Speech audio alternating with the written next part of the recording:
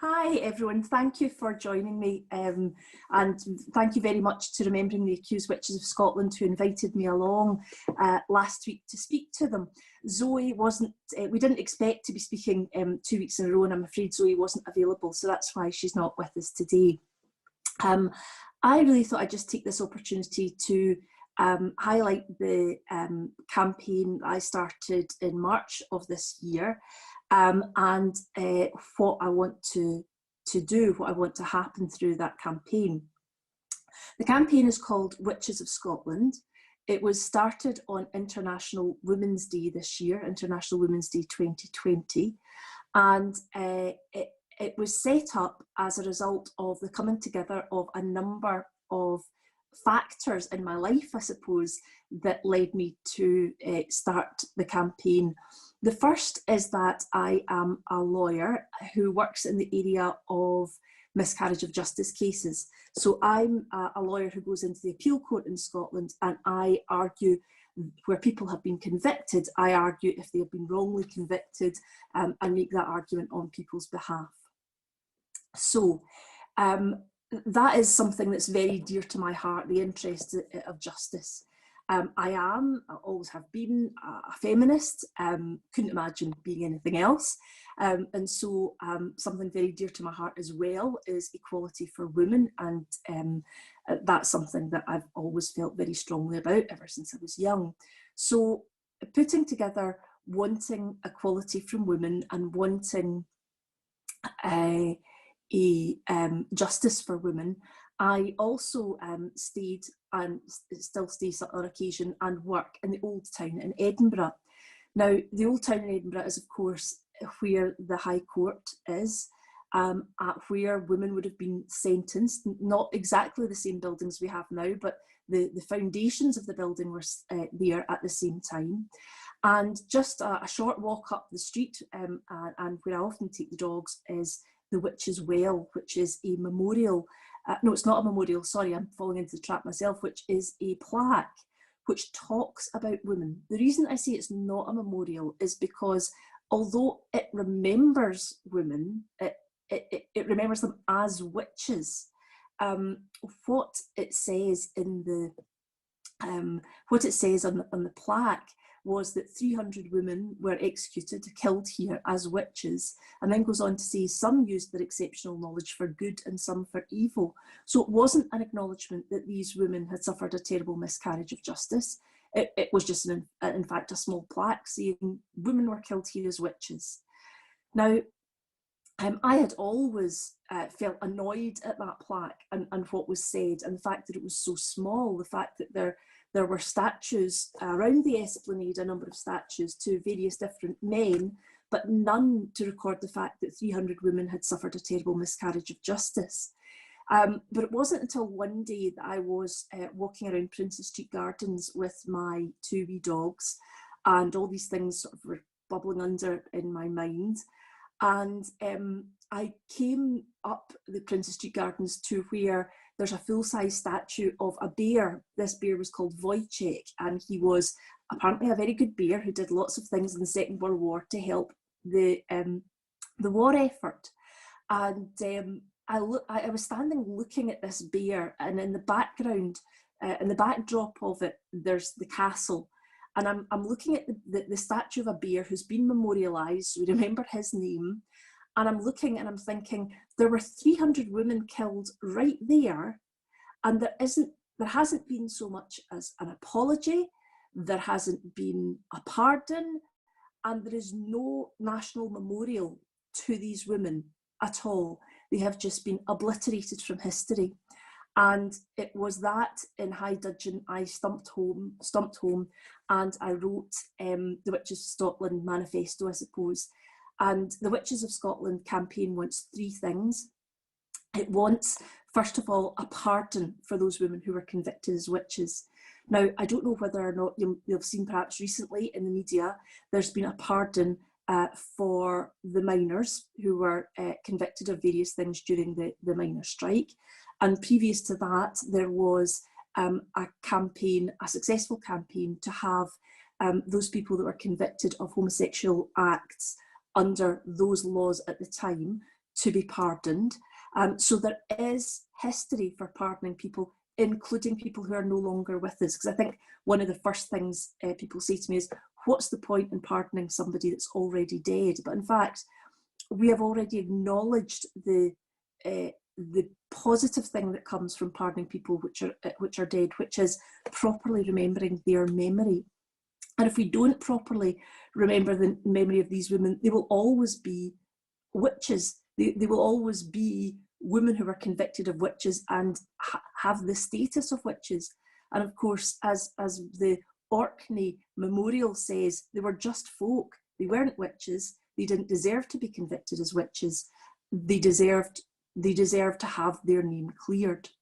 So that was the first thing that the Witches of Scotland campaign wants. It wants a legal pardon for these people. The second thing that it wants is an apology.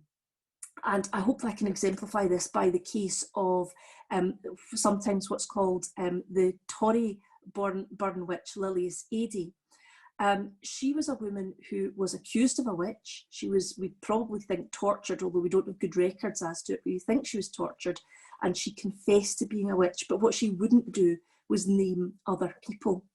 And after a month and a day in custody awaiting her trial, she died. Now, she wouldn't be affected by a pardon, because a pardon only pardons people that are convicted of things. Whereas what I want is to see everybody who was both charged as a witch and also who was convicted and also who was not convicted to receive an apology. And the reason for that is when women were accused of being a witch, first of all, many of them, I say women, there was 15% men as well, but many of them were convicted of 4,000 accusations that started. We reckon around 2,500 were executed as witches. So that leaves us a considerable, that leaves a considerable number of people who were accused of witchcraft but were never convicted for various reasons, like, for example, Lilias, who died after torture, or some people who were acquitted. But those who were acquitted suffered another terrible fate, which was people still believed that they were witches. They would be socially ostracised. People, even who didn't believe they were witches, would be scared to be friends with these people for fear that they were alleged again, and people would suffer the same fate. So the people who were accused but never convicted also suffered terribly, and of course they would have suffered torture. So I want an apology for them. So a pardon, number one, an apology, number two, and the third thing that I think is appropriate is a national memorial.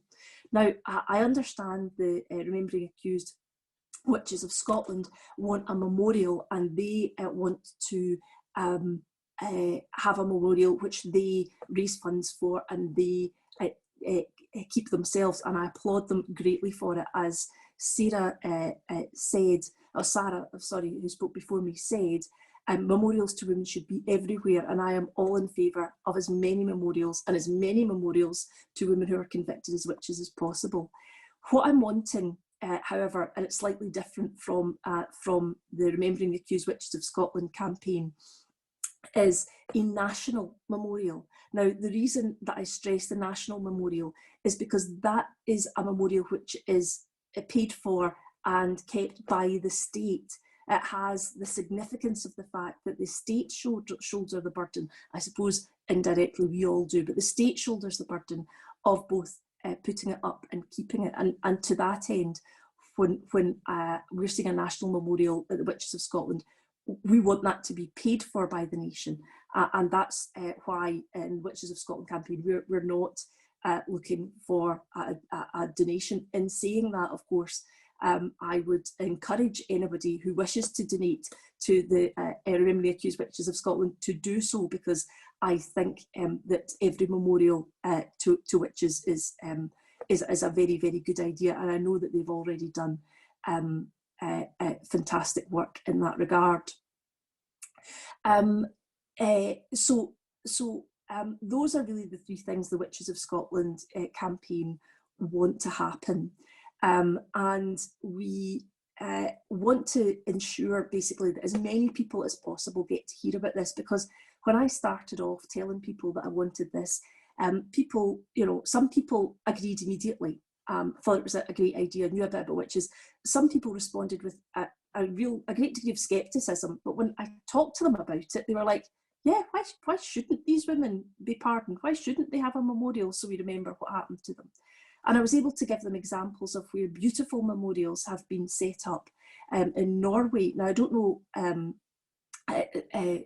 the name of the one in Norway is Finnmark, and it's really worth looking up on the internet. It's a beautiful, beautiful memorial to 91 women who were killed in Finnmark, and their name is mentioned on the memorial with any information that was known about them. So they're actually named on that memorial as well. Sadly, a lot of the time, we won't be able to name all the women because simply records don't exist. There are some records that just say a number of women were killed, for example.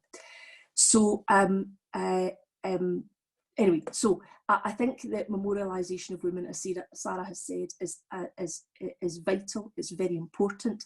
I think that what we need to do, or what I am trying to do, is spread the campaign word as much as possible, so that when we get to, and I've already drafted some stuff, I will be implementing that soon, when we get to the stage of asking people for their assistance in supporting the campaign, so that when their MPs are asked about it, so when the Justice Committee is asked about it, the politicians know that there is support for it. So that's the next part of the campaign. I should say, in order to, I suppose, let people know what we're doing and keep the campaign live, what we have done is set up a Witches of Scotland podcast. If you just go to witchesofscotland.com, you can get all the links there to Twitter, to Insta, to the podcast, to let people know what we're doing. And every week what we do, I think we started this in week 2 or week 3, is we decided to name women who were killed as witches. So every week we either take a group of women or individual women, and we say what they were convicted of, what date it was, and any other information that we know about them. So we try to remember their names. I do think what Sara has also said was very interesting and really, really chimes about the fact that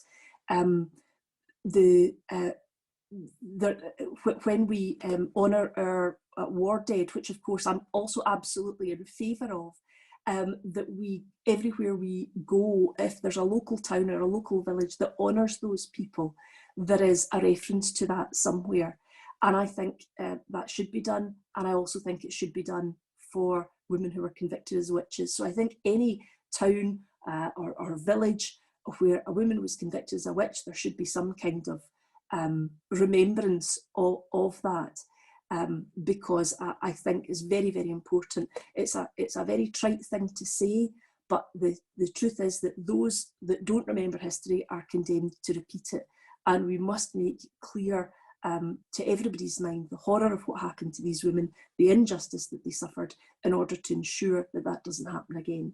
And lastly, what I would like to see is the Witches of Scotland campaign is gone broader than in Scotland, because we have been in contact with a lot of countries abroad, some of whom who no longer have witchcraft, and they have plaques and memorials, but some of whom unfortunately still have witchcraft either officially a crime, or sometimes unofficially people are being accused of witches and either being ostracised or stunned for that. Sorry, that's my dogs you can hear in the background, the same dogs that were with me when I was talking about Princes Street Gardens. I think it would be an incredible thing for Scotland to do, to send a message out to the rest of the world that we remember our women, we acknowledge the wrong done to them, and that we pardon them, we apologise to them, and we memorialise them. And it will send a message out to those countries where witchcraft is still being used as a tool of persecution, that we think that that is very wrong. So hopefully that takes us the allotted time. I don't want to go over the allotted time. Sara, how am I doing? You are doing fantastic, and thank you very much for coming on and doing that again this week, because it actually really clarifies what your campaign is about. and how it's different to our campaign. So that didn't come across last week, and I think it's really come across this week in terms of your campaigning for a national but paid for monument, and that's something that we need to discuss. And we're campaigning to get as many memorials around Scotland as possible, but also a national memorial. If we can fundraise for that, that would be fantastic. So. Yeah, well, as I say, I'm absolutely in support of you. The plaques are absolutely fantastic from Torryburn to Culross, or Culross to Torryburn, depending which way you're walking, and it's fantastic work you've been doing, and I support it greatly. But I do think that the state should make a strong statement of a memorial to women, and I think that if there's, I mean, I'm not an unrealistic person. I know that money is going to be tight in Scotland for a long time, and I don't think that if there's money to be spent now on doing good for women, then that money should be spent now. Get it. Yeah. They should get. But I do not want to see one more statue go up to a man before these women. I agree. So that's what I mean. I'm realistic, but that's I suppose the difference. But in saying that, it's only because I think that should be a particular state thing. Does not mean I don't think that there should be other memorials. And the work that you've already done is fantastic, and I'll be supporting you all the way with anything else you decide to do. Thanks very much, Claire. That was brilliant. And that's very nice of you to say that. And we of course will be out when your pardon is ready to be campaigned for. We'll be there behind you. Grand. Thanks for all your support. Thanks Sheila. A lot.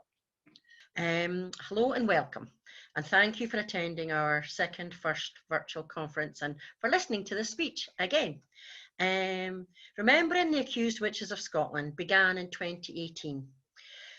Due to the coming together of two wise women, Councillor Kate Stewart and Local Studies Officer Sara Kelly. Kate having an interest in Lillian Personal, the accused witch of Torryburn, and Sara having a general interest in the witchcraft trials. They came together at a lecture that Sara had organised in Dunfermline. But Kate had read an article by Professor Julian Goodacre about the lack of monuments to the accused witches of Scotland. This she shared with the attendees at the lecture, and it became clear that a memorial was felt to be a good idea. Leslie Riddick, broadcaster, journalist, activist, and generally terribly busy woman, suggested and arranged for them to meet with Professor Julian Goodacre, Dr. Louise Yeoman, and Dr. Liz Ann Henderson. And they had a very spirited meeting. And out of that, the need for a conference was suggested. So Sara and Kate took this on with others and created Fife Witches Remembered and a very small private Facebook page. But the first conference and the Facebook page was extremely popular, especially the conference, which was held in the Glen Pavilion in May 2019. And it was a great day and had lots of interesting and very informative activities, and stories were told. The outcome of the day was that a group was needed to take forward the following ideas from the conference. 1, to raise awareness of the accused witches of Scotland. 2, to create and maintain a national monument to all those accused. 3, to gain a full pardon for those found guilty of witchcraft in Scotland. And 4, to gain an apology from the Scottish churches. Awareness raising isn't a problem. All of you here today are testament to that. However, a lot of hard work needs to be done to achieve the other goals. And a massive amount of time has already been spent. Sara has been the driving force for the first conference, as she has been today, getting this conference together. And Kate, along with the West Fife Heritage Network, researched the story of Lillian Personal and shared it with the world. They put together the Accused Witches Trail, which was successfully launched on the 5th of September in Culross. The time between the first conference and the launch of the trail on the 5th of September was spent having regular Zoom meetings where we became a constituted group with a new name, remembering the Accused Witches of Scotland, RAWS for short. And we are in the process of applying to become a registered charity. I was honoured to be and asked to be the first chair. In doing all this, we have become aware of other like-minded people and groups and growing our following on Facebook and Twitter, beyond our imaginings. We feel that it is important to support others and work together to achieve our goals. To that end, we invited Claire Mitchell QC and her newly formed campaign for a pardon, Witches of Scotland, to launch open the Accused Witches Trail. The launch went off very successfully with a large number attending, most of whom duly signed up as new members. This is a collaboration we hope to continue and grow, as is our association with other groups, including the Orkney Heritage and Memorial Group, and all those who have contributed to our conferences past, present, and hopefully well into the future. Being involved in this project has been an absolute joy, due to my interest in Scottish history and indeed the history of women, but I find myself fascinated and disturbed by King James VI and First. King James was such a good propagandist. He legitimised the witch trials and his belief that the devil was his greatest enemy and he himself the most godliest of kings and a mighty warrior against the devil and his witches. This time of year has its links with the witch trials and King James. Halloween, the time when people, young and old, become interested in the supernatural and witches with their broomsticks, black cats and pointy hats, as well as bonfire night on the 5th of November. Remember, the 5th of November, gunpowder, treason and plot. I see no reason why gunpowder treason should ever be forgot. This marks the anniversary of the discovery of a plot organised by Catholic conspirators against, including Guy Fawkes, to blow up the Houses of Parliament in London in 1605. Many people light bonfires and set off fireworks to this day. And I am sure many advertising or propaganda campaigns nowadays would be as effective and last over 400 years. But in Scotland, between 1536 and 1736, sorry, I said that wrong, I always do, I don't know why. In Scotland, between 1563 and 1736, witchcraft, being a witch, was a crime to both church and state. This was a great challenge. This was a time of great social change for Scotland. The move away from the Middle Ages into the early modern period and then on to the Enlightenment. Approximately 4,000 people were accused of being witches.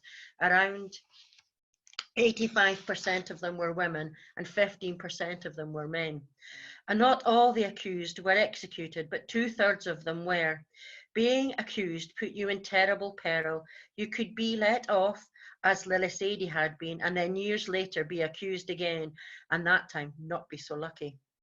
As you might have become an outcast in the community for the suspicion of being a witch, and your behaviour might have made you a quarrelsome person.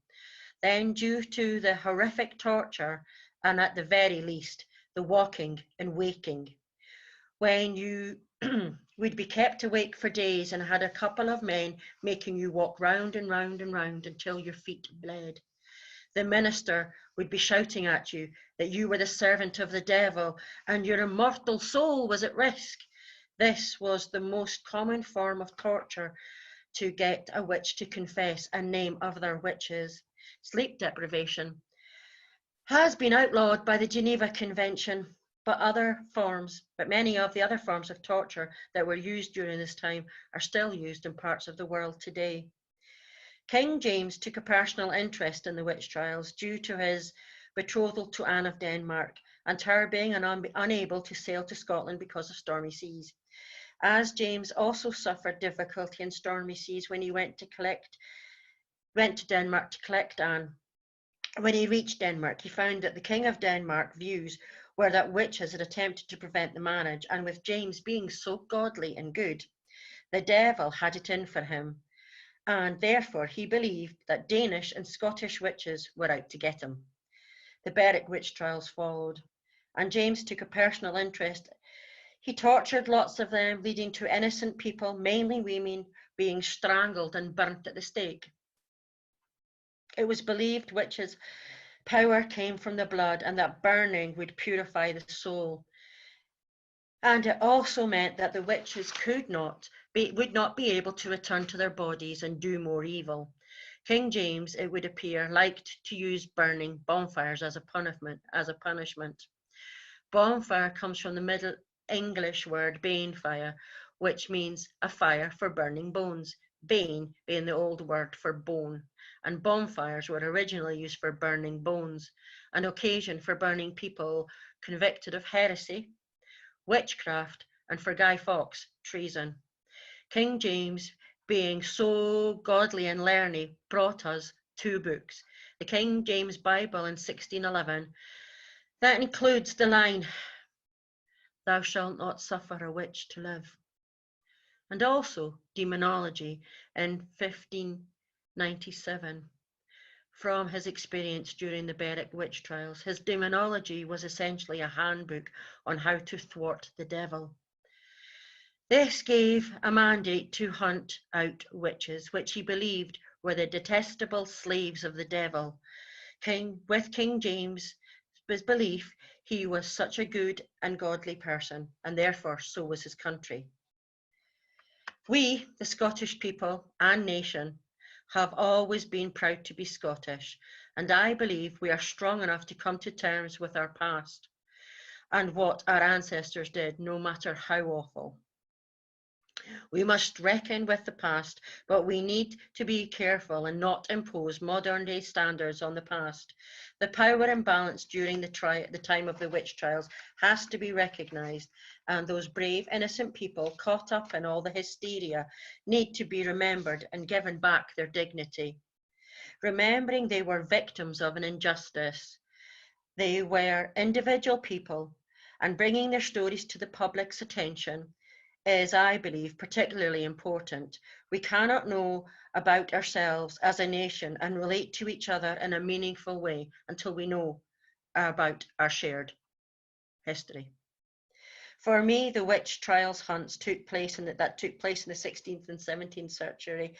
Don't feel like it was that long ago in history, and a lot of the circumstances and social change that took place that allowed this to happen are reflected in the world today, just that it's a different enemy.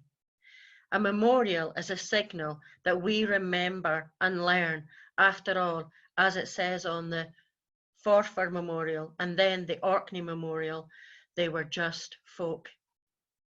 I hope you enjoy today's programme and that everything else runs very smoothly. Thank you very much for your time.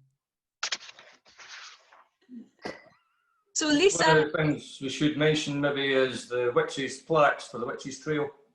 The Acoused Yes. Witches Trail. Anybody in Scotland wants to have a bronze plaque to mount wherever they feel is a fitting place, the artist is available to make them up, and the foundry will cast them. So we thought it was quite a good way of marking the Lily Sadie. But it could, the artwork could be anything you like. yeah. Donald, how much did it cost roughly to get those 3 bronze plaques made? Just to give people an idea. Kate Stewart there, she knows, I think. Okay. So, but that would be interesting, I think, because it's It was thousands rather than hundreds of pounds. Yeah. But that's to pay for the artwork, the whole thing. Whereas now it will just be plaques that's already sort of there, and just changing the artwork. So Jane's put on it was over £10,000, so it's quite a lot of money to raise. But we have experts here who've done it. Can I come in, Sarah? Yes, you're there, Kate. Hi. Yeah, it's just to say that over 10,000, that included the website for the Coast and Countryside Rangers, which was the most expensive. The plaques and that are not that expensive. I'll get the details because I've got an email somewhere from months ago, but it's no as expensive as that. The guy was really reasonable. That's But good to know. So it's the website that's the most expensive Well, bit. it's the website, so that's all included in the cost that we had to fund, and that's how it came to over 10,000. But a big majority of that was to do with the website. So I'll try and get the exact details, but the artist would be no problem. And as I say, it was more than reasonable. Okay, yeah. Brilliant. And there's a chat there that says we got 25 bronze plaques for Dundee Women's Trail within 10k. Okay. So that's Yeah, really right, good. yeah, you would do that, yeah. So I mean, and we certainly yeah. think that's a really positive and important thing, is to not only have the, like, and as Claire and Sarah already mentioned, and not only to have the national memorial for all of them, but also to tell their individual stories, and little desks that do that seems to be the way to go. It's, you know, and they are beautiful, and also there are lots of memorials out there that, you know, you can go and see, and we are thinking about, we are going to be working with Emma Carroll, who will be talking later on in the programme about the map, you know, about collating a map for all the memorials, so people can actually find out where they all are. So there's lots of other things we're doing, not just the 4 main things. And I really need to not talk. So. I'm now.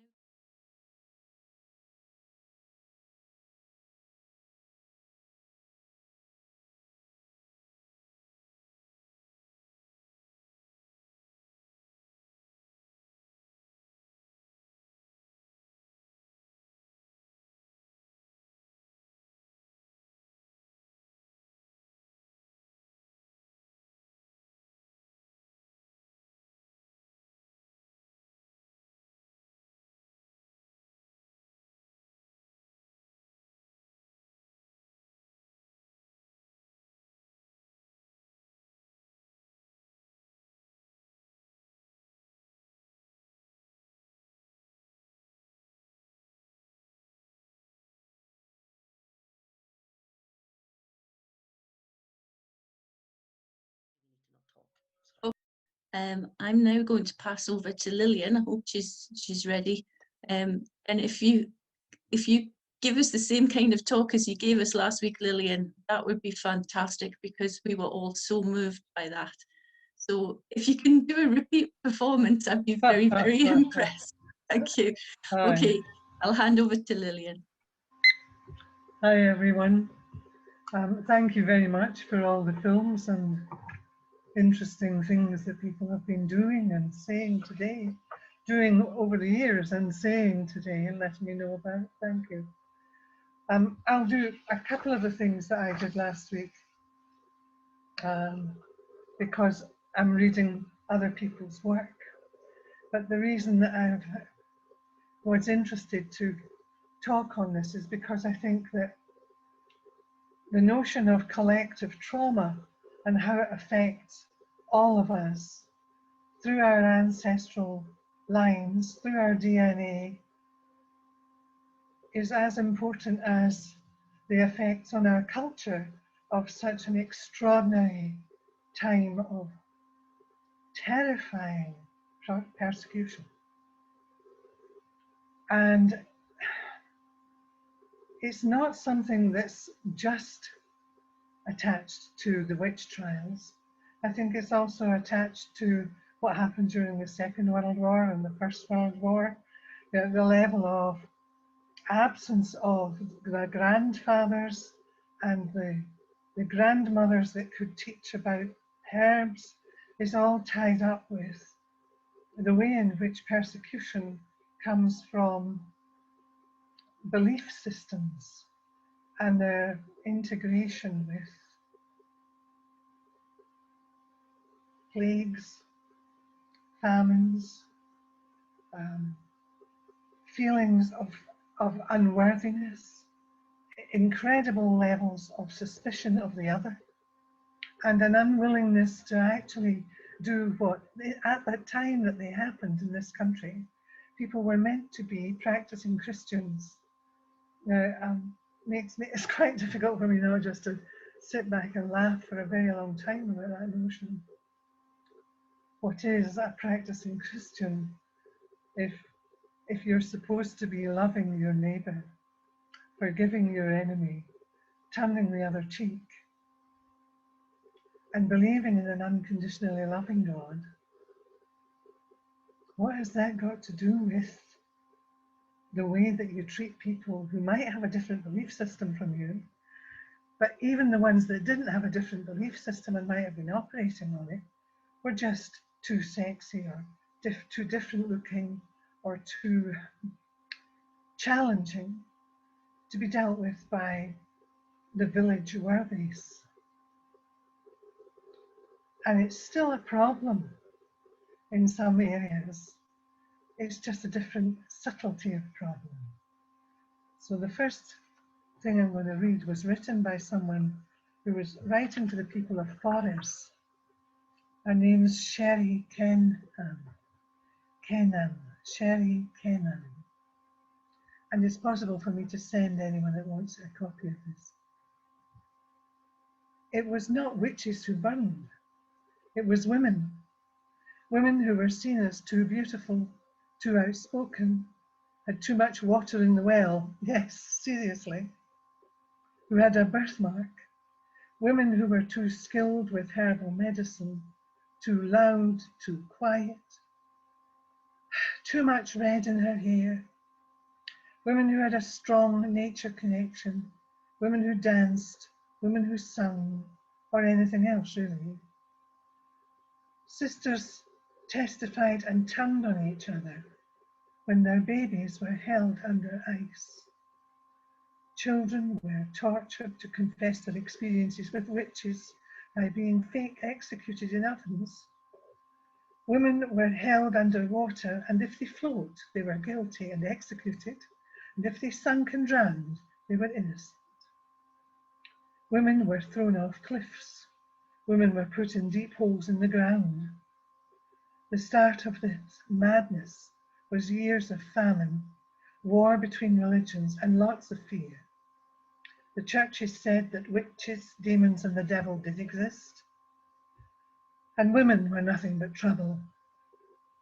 As we see even today, there's often a scapegoat created. Everything connected to a woman became feared, especially her sexuality, became labelled as dark and dangerous, and was the core of the witch trials throughout the world. Why do I write this? Because I think the usage of words are important, especially when we are doing the work to pull these murky, repressed, and forgotten about stories to the surface. Because knowing our history is important when we are building the new world, when we are doing the healing work of our lineages. And as women, to give the women who were slaughtered a voice, to give them redress and a chance of peace. It was not witches who burned, it was women. I'd like to add to that there were also men.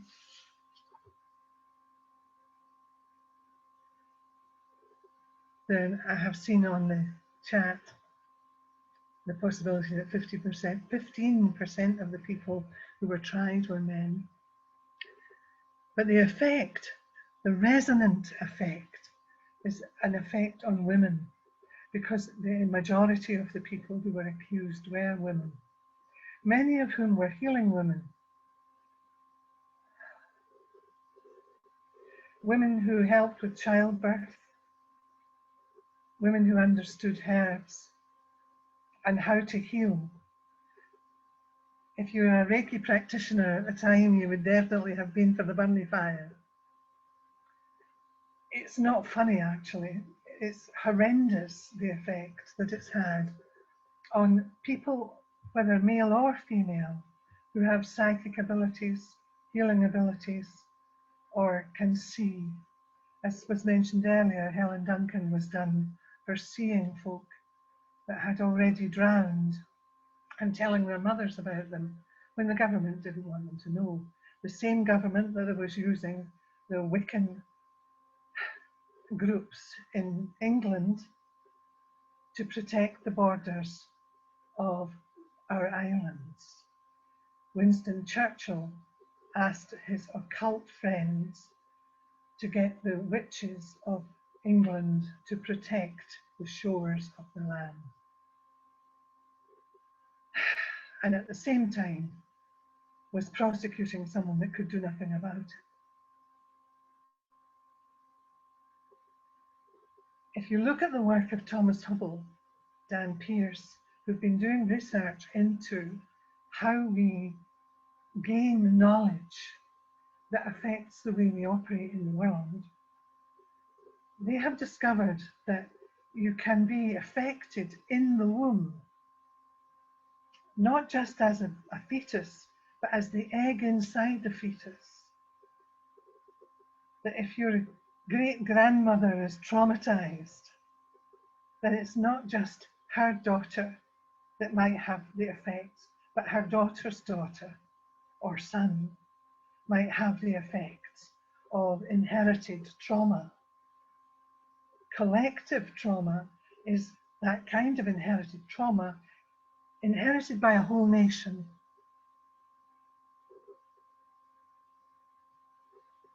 So if you think back from yourself to the people behind you, let's say your parents are standing behind you, and then behind them, their parents, and behind them, their parents. How many people have we got already in this train of people behind you? Or your precursors, your ancestors, whose trauma has been passed down the family line. And if you were in the same village and you all suffered the same trauma, then there's a collective trauma for the whole village. And if all the villages in the area suffered that trauma, then the trauma is there for the whole of your area. I'm the daughter of a Polish refugee and a Scots mother. My Scots mother came from Callendar, where Helen Duncan lived. And my mother's been afraid of her own psychic abilities ever since she was a child because of what happened to Helen Duncan. But not just because of what happened to Helen Duncan, but because still people are going to say to someone who has psychic abilities, you're a witch. And they don't mean that as a good thing. They don't think of the notion of the white witch, of the being who connects with nature, who has an understanding that we are not just part of nature, we are nature, we are imbued with air, earth, wind, fire, breath, and are inherently connected with all things, all beings. Hello to the Amazon, where the people from the Amazon rainforest have been sending their seers down from the mountains to let us know that we really need to be taking care of the earth. Now, see if you're folk that don't want the earth taken care of because you want to pillage it, because you want to own what's not yours, then you make sure you get rid of anyone that can see. Here in the land of the seers, they got rid of us all. Foolish, foolish, foolish thing to do. Because in my world, people who die, people who pass out of their physical bodies, don't die. They become another form of life that we call the ancestors. And the ancestors at the moment are on the move. It would seem they're on the move pretty strongly in favour of honouring the fact that more than 3,000 of our great, great, great, great, great grandmothers were murdered for being something that was unacceptable. It was about power as much as it was about anything else. It was about different ways of creating control.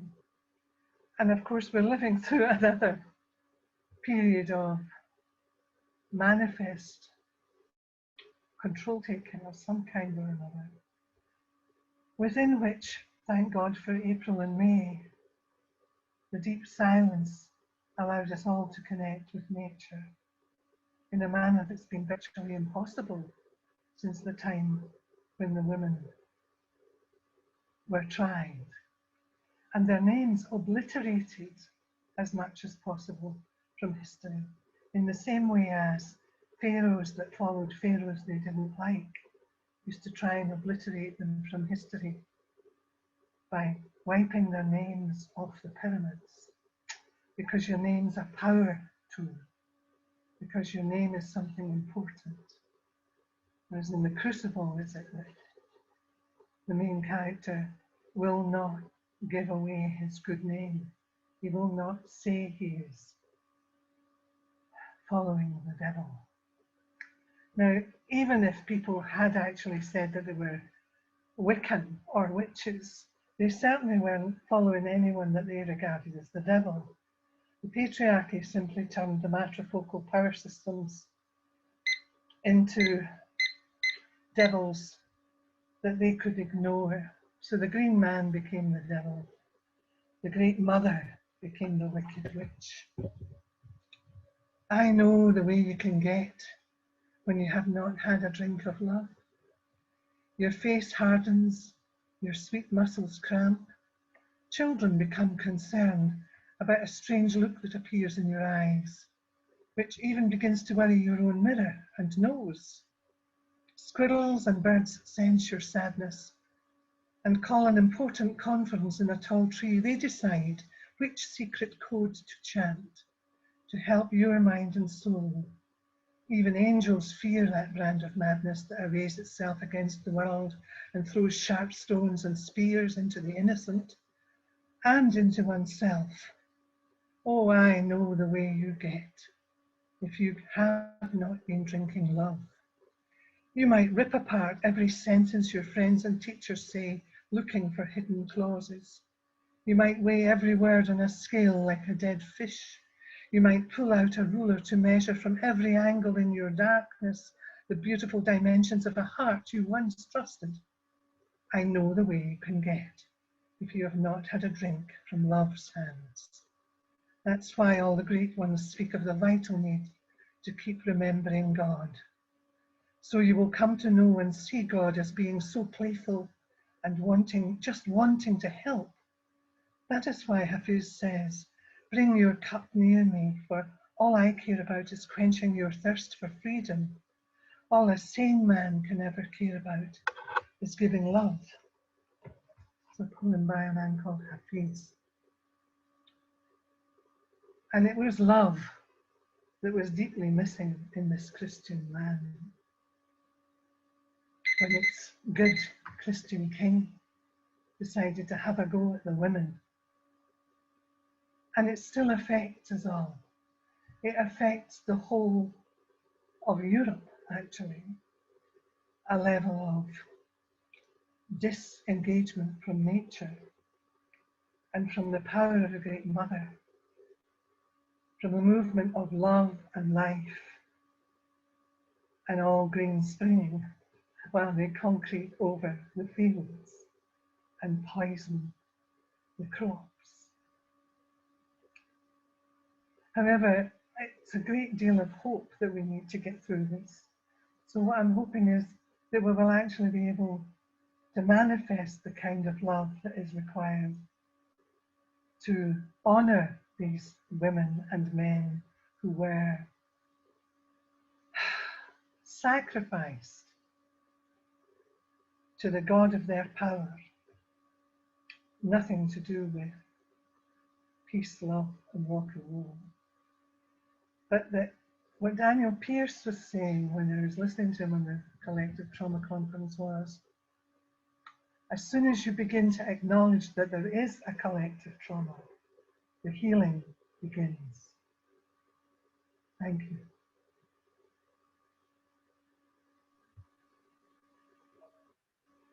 Thank you, Lillian. You've done it again.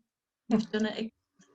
It's really great to reflect on these issues and to think about people who are still being accused of things today. So you kind of bring it to the forefront and make us think about things that we, from my point of view as a social injustice historian kind of thing. That's not necessarily what I focus on most of the time. So thank you very much for doing that. That is brilliant. Thanks a lot. Right, well, if there's no questions. No questions, not at all.